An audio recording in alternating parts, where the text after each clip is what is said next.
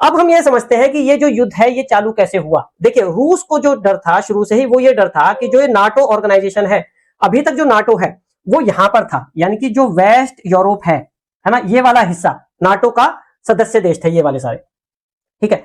और रूस को हमेशा से ये डर था कि ये नाटो जो है उसकी घेराबंदी कर सकता है। तो 1997 के अंदर नाटो कह लो, अमेरिका कह लो, उनके बीच में एक संधि हुई, रशिया कॉपरेशन एग्रीमेंट 1997 के अंदर। 1997 के अंदर नाटो द्वारा या अमेरिका द्वारा यह कहा गया कि जो हमारा नाटो ऑर्गेनाइजेशन है वो जो ये वेस्ट यूरोप में है, ये ईस्ट यूरोप की तरफ नहीं जाएगा, यानी कि एक विश्वास दिलाया गया कि हम आपको चारों तरफ से नहीं घेरेंगे, हमारा ऐसा कोई इरादा नहीं है।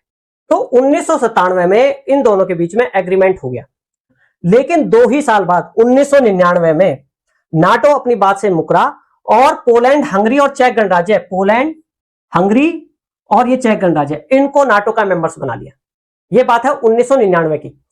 तो रूस इस बात पर अड़ा है कि 1997 में जो एग्रीमेंट हुआ था आपको वो फॉलो करना चाहिए। तो 1999 में जो नाटो कंट्रीज बने उनको भी आप, उनसे भी आप वापस जाइए।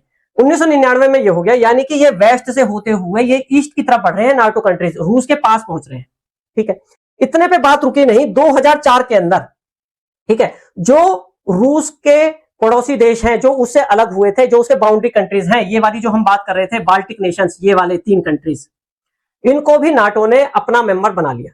यानी कि नाटो जो है 2004 के अंदर रूस की सीमा पर पहुंच गया और यहां पर पहुंचकर नाटो ने अपने ट्रूप्स लगा दिए, वहां पर रडार सिस्टम लगा दिया, यानी कि ऑफेंसिव और डिफेंसिव दोनों तरीके के सिस्टम वहां पूरी तरह लगा दिए, यानी कि वो पूरा डिफेंसिव सिस्टम से लैस हो गया, ये वाले जो 3 कंट्रीज हैं।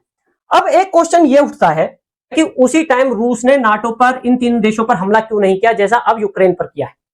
उस समय रूस की जो इकोनॉमिक पोजीशन थी वो कमजोर थी, तो सब मिलकर हमला करते तो रूस को बहुत परेशानी हो जाती उस समय, क्योंकि रूस उस समय कमजोर भी था। तो यह है 2004 की बात। लेकिन यहां पर भी नाटो रुका नहीं। 2008 के अंदर नाटो ने सिग्नल दिया कि जॉर्जिया और यूक्रेन भी नाटो का हिस्सा होंगे इन फ्यूचर।